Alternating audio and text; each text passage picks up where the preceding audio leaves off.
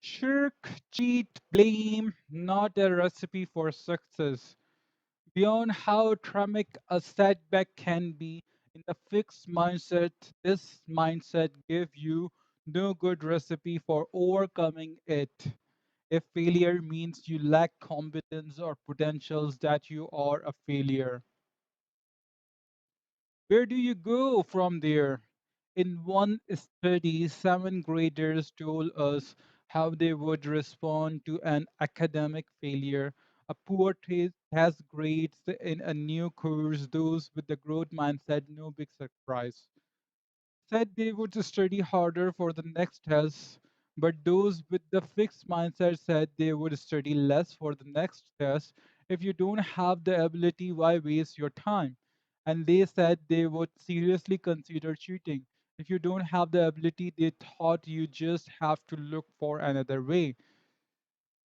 What's more, instead of trying to learn from and repair their failures, people with the fixed mindset may simply try to repair their self esteem.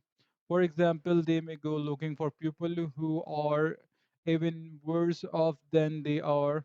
College students are, after doing poorly on the test, were giving a chance to look at tests of other students. Those in the growth mindset look at the test of people who had done far better than they had.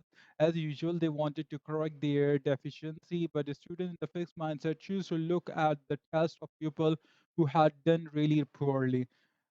That was their way of feeling better about themselves. Jim Collins tells in Good to Great of a similar things in corporate world as Protector and Gamble surge into the paper good business. Scott Paper, which was then the leader, they just give up instead of mobilizing themselves and putting up a fight. They said, oh, well, at least they are people in the business worse off than we are.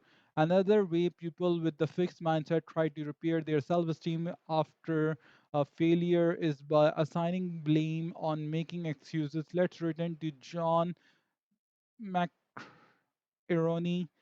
It was never his fault. One time he lost a match because he had a fever. One time he had a backache. One time he left, he fell victim to expectation.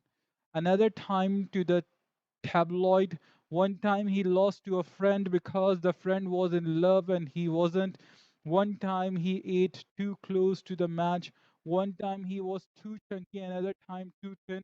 One time it was too cold, another time too hot. One time he was undertrained, another time overtrained.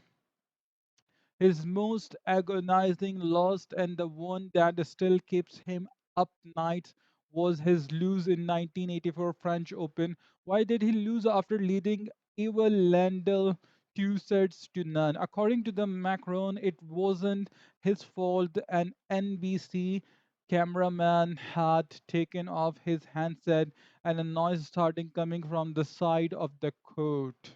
Not his fault, so he didn't train to improve his ability to concentrate or his emotional control. John Wooden, the legendary basketball coach, say you aren't a failure until you start blame. What he means is that you can still be in the process of learning from mistakes until you deny them. When when Enron, the energy giant, failed, toppled by the culture of arrogance, whose fault was it? Not mine, insisted Jeffrey Skilling, the CEO and the resident genius. It was the world's fault. The world did not appreciate what Enron was trying to do. What about the Justice Department investigation into massive corporation deception? Witch hunt.